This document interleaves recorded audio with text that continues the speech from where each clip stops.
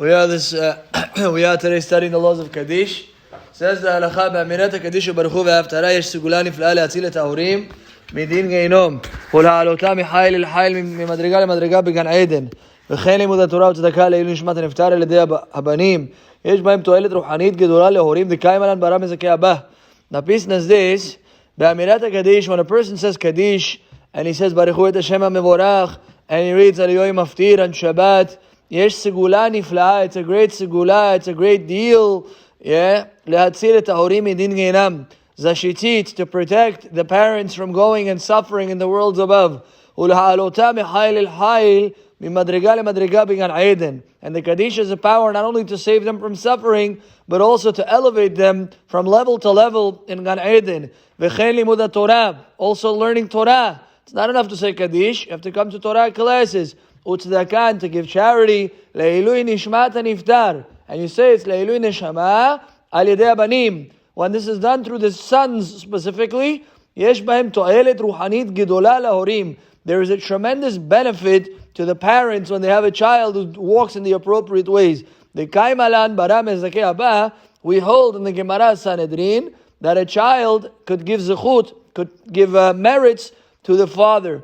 The concept of saying Kaddish, how it saves a parent from suffering, it's found in the Or Zarua. The Or Zarua brings a story with Rabbi Akiva, who once saw a person who was arum, he was undressed, v'shahor kapeham, and he was black like charcoal, sipsio, v'haya to'en al rosho, mit'an gadol shel kotzim, and he was carrying a heavy load of thorns on his head, v'haya ratz kimrutzat asus, and he was running as fast as a horse. Gazar alav Rabbi Akiva, Rabbi Akiva says, hello, he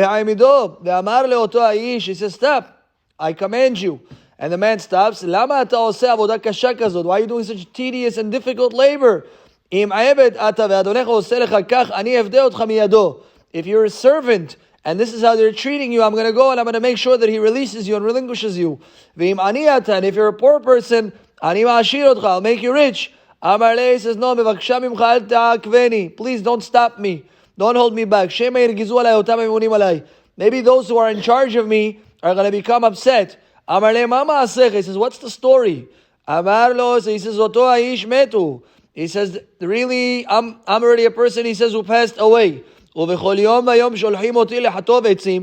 every day they ask me to go and cut down trees. And they burn me in the wood that I gather for them. And I asked him, what did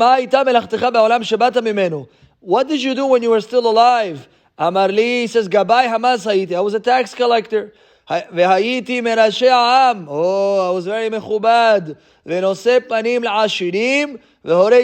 was very kind and generous to the wealthy people, and I was very difficult upon the poor people. And I did many sins in my life. Did you hear from anybody who's in charge of you if there's a takana, fixation for you, something that could save you? So he responded, don't